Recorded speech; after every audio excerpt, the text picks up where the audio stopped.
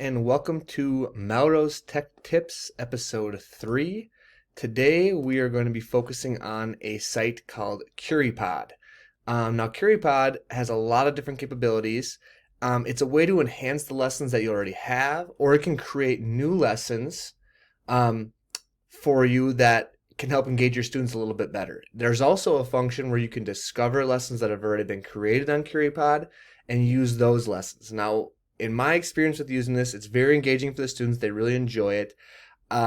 It's probably better suited for if you are trying to introduce a topic or just get the students kind of interested. Maybe it's the first lesson of a unit that you're going to be teaching. It doesn't go it's pretty surface level, pretty not a lot of depth to it when it comes to your standards. If you put those in, it doesn't really dive into them that much, but it is a good way to engage students early. And again, introduce new topics that you're going to be diving deeper into later. So let's look at Curipod. This is kind of the main page here, and what you can do, and I'm going to focus on right now, is this generating slides. And so what we're going to talk about today is, let's say you are a ninth grade teacher, and you are going to be talking about the branches of government at the federal, state, and local levels, and then you can also put be specific to locals. I'm going to say in Minnesota, because you got an 80, whatever, an 80 there. You can put your objective in there. Again, it doesn't make it that it's specific to that, but then you can do magic. It's going to generate a lesson for you.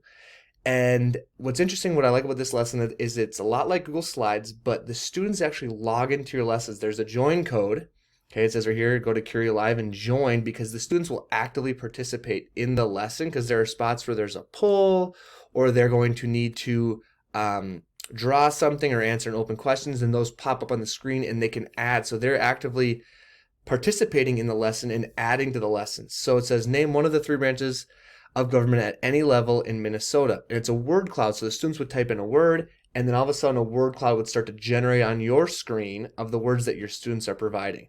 Then they have slides with different information. A lot of times it's just good definitions. Sometimes they have some fun facts like did you know, and it talks about different things within the Minnesota government or the federal government or whatever you're talking about.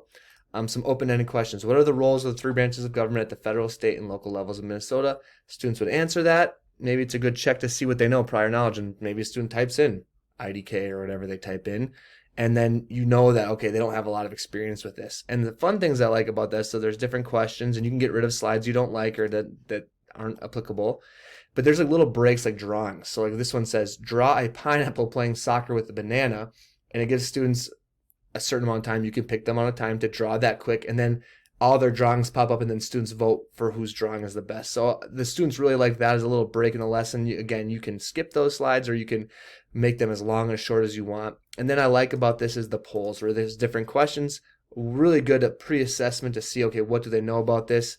And then they answer, and then their answers pop up here, and then you can kind of explain, no, the correct answer is this, and this is why.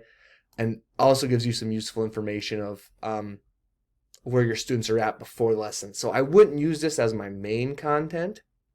I wouldn't use this as my main lesson, but it's a good introductory, get students engaged in what you're going to be learning, and also get some data for you as well as a teacher about where your students are at. Now, that generated, they log in, you have it, you present, you go to present mode, and they can do that.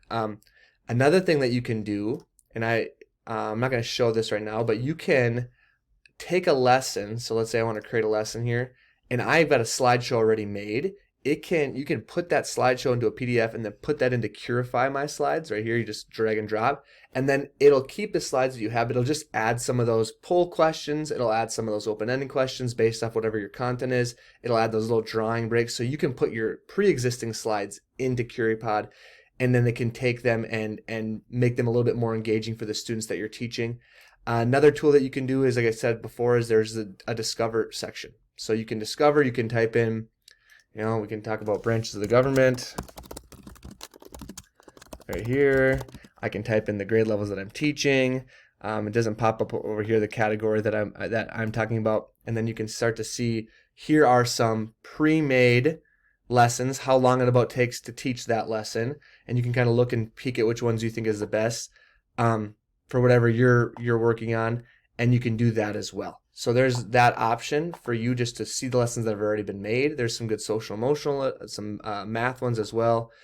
And you can also create lessons. So if you're like, I've been doing everything on Google Slides, you can also just create lessons and just you create those lessons. They can start with, you can generate those slides based off whatever you're talking about, and then you can add to them or take away, and you can add the depth that it's lacking on your own, and you can make all of your slides on here because it's a way to bring students in. And what I found on the few times that I did it when I was teaching at the end of the year last year was that the students were way more actively participant. Students that normally just kind of sit and listen and are kind of hard to pull into the lesson and kind of force them to participate, and they wanted to participate a little bit more as well using this site. So, and you can upgrade it. I'm sure you can get more lessons and more features and all that, but great way to introduce new lessons, kind of fun way to engage students, and a great tool for you to check out this year. So hopefully you give it a shot, and hopefully this was useful to you.